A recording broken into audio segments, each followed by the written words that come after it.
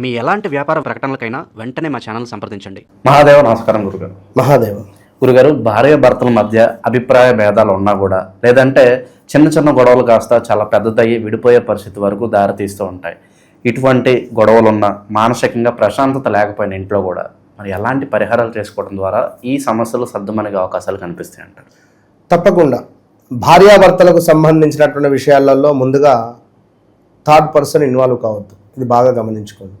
ఎప్పుడైతే third person involve అవుతాడో తప్పకుండా ఇబ్బందులు ఎదురయ్యే పరిస్థితి ఉంటుంది. అయితే నేను అద్భుతమైనటువంటి పరిహారాలు చెప్పదలుచుకున్నాను. ఖచ్చితంగా ఇవి చేసేటువంటి వారికి 21 రోజులలో మార్పు అనేటువంటిది ఖచ్చితంగా ఉంటుంది. శుక్ర అరిష్టేతు సంప్రాప్తే శుక్ర పూజాంచ కారయేత్ శుక్ర ధ్యానం ప్రవక్ష్యామి కలత్ర పీడోపశాంతయేత్. ఎవరి జాతకరీత్యా అయితే శుక్రుడు బాగుండాడో, శుక్రునికి సంబంధించినటువంటి ఎనర్జీ లాస్లో ఉన్నారో వారికి భార్యాభర్తలలో ఇబ్బందులు. కుజ అరిష్టేతు సంప్రాప్తే కుజ పూజాంచ కారయేత్ కుజ ధ్యానం ప్రవక్ష్యామి రుణ రోగ పీడోపశాంతి. కుజుడు కూడా జాతకరీత్యా భార్యాభర్తల అన్యోన్యతలో ఒక పెద్ద కీ రోల్ను ప్లే చేసే పరిస్థితి ఉంటుంది. చంద్ర అరిష్టేతు సంప్రాప్తే చంద్ర పూజాంచ కారయేత్ చంద్ర ధ్యానం ప్రవక్ష్యామి మన పీడోపశాంతయే. మనస్సు, ఎవరికైతే చంద్రుడు బాగుండడో జాతకరీత్యా మనస్సు అనేటువంటిది ప్రశాంతత కోరుకోదు. మనస్సు అనేటువంటిది ఎప్పుడైతే శాంతంగా ఉంటుందో చంద్రుని బలం ఉన్నట్టుగా, ఎవరికైతే శుక్ర బలం ఉంటుందో వారి మధ్య అన్యోన్యత, డామినేషన్ అధికంగా ఉంటుంది. భార్యాభర్తలలో ఎవరికి శుక్రుడు అధికంగా ఉంటుంది. కుజుడు ఆల్సో. ఈ 3 గ్రహాల ప్రభావం వల్ల జాతకంలో కుజుడు కోపానికి కారకుడు, చంద్రుడు మనసుకు కారకుడు, శుక్రుడు ప్రేమకు కారకుడు. ఇవి 3 దూరం అయ్యే పరిస్థితి ఉంటుంది. ఈ 3 దూరం అయితే జరిగేదేమిటి? మీరు అడిగినటువంటి క్వశ్చన్. సో ఓవరాల్గా జాతక పరిశోధన అనేటువంటిది ఫస్ట్ చేసుకోవాలి. చేసుకున్న తర్వాత రెమెడీస్ చేసుకోవాలి. రెమెడీస్ అనేటువంటివి చాలా ఉంటాయి. ఇది ఇంపార్టెంట్. వ్యక్తిగత జాతకరీత్యా నడిచే దశ, అంతర్దశలు అనేటువంటివి అల్టిమేట్. మరి నా జాతకంలో శుక్రుడు ఎక్కడున్నాడు, నా భర్త జాతకంలో ఎక్కడున్నాడు, మరి నా జాతకరీత్యా శుక్రుడు డామినేషన్లో ఉన్నాడు ఉంటే భార్య డామినేషన్ ఉంటుంది. లగ్నాత్ శుక్రుడు ఎవరికైతే ఉంటాడో వారికి భార్య యొక్క డామినేషన్ అధికంగా ఉంటుంది. కనుక భార్య మాట వినాలి, అంతే. ఇక నో ఆప్షన్. సిగ్నల్ పడింది 64, 63, 62, 61, 59, 58 ఈ విధంగా సెకండ్స్ ఏ విధంగా వెళుతున్నాయి. నువ్వు ఎంత కోపంగా వచ్చినా మూసుకొని ఉండాలి అక్కడ, అవునా కాదా? సో మీరు మీ జీవితంలో సిగ్నల్స్ పాటించాలి. తప్పకుండా ఆగాలి. ఇది అవునా, ఈ మాట జారాలా వద్దా, ఇటు వెళ్ళాలా వద్దా, అత్తమ్మకు ఫోన్ చేసి చెప్పాలా వద్దా, ఇది అవసరం. రోడ్డు మీద ట్రాఫిక్ సిగ్నల్స్ ఏ విధంగానైతే ఉంటాయో భార్యాభర్తల జీవితంలో తప్పకుండా సిగ్నల్స్ అనేటువంటివి ఉండాలి. లేదా ఆ బంధం అనేటువంటి నిలబడదు. ఏదేమైనప్పటికీ కూడా ఈగో ఫీలింగ్ అనేటువంటిది కుజుని మూలకంగా అధికంగా ఉంటుంది, శుక్రుని మూలకంగా ఉంటుంది. పౌరుషం చంద్రుని మూలకంగా ఉంటుంది. ఎవరి అమ్మాయి జాతకంలో ఒకవేళ ఇవన్నీ ఉంటే అమ్మాయి చెప్పిన మాట వినదు. ఇంట్లో అత్తకు కూడా ఆర్గ్యుమెంట్స్ ఉంటాయి. ఒకవేళ ఇంట్లో అత్త జాతకరీత్యానే డామినేషన్ అయితే కోడలకు ఇబ్బంది.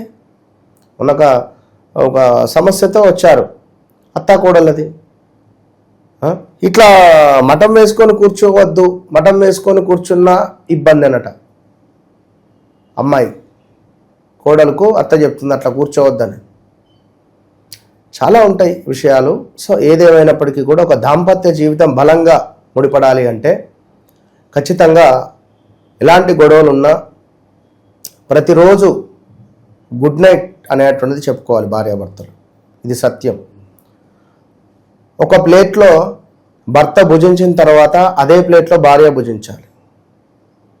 ఒకే ప్లేట్లో అన్నం తినడము ఇది గొప్ప రెమెడీ. 21 డేస్లో దీనికి పరిష్కారం కనబడుతుంది.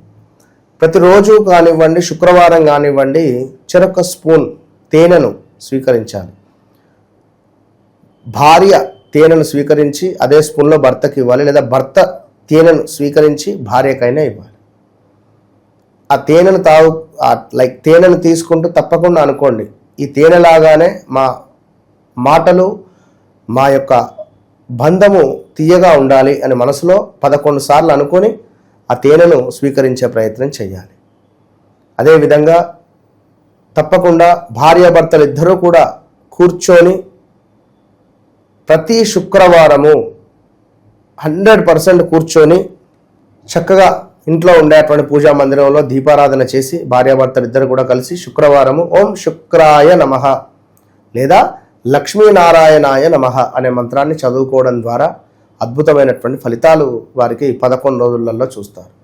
ఏది ఏమైనప్పటికీ కూడా నెయ్యి దీపం వెలిగించి ఇద్దరు కూడా కూర్చొని ఈ మంత్రాన్ని చదువుకోవాలి. ఇక ఒకే ప్లేట్లో తినడము అని కూడా చెప్పడం జరిగింది.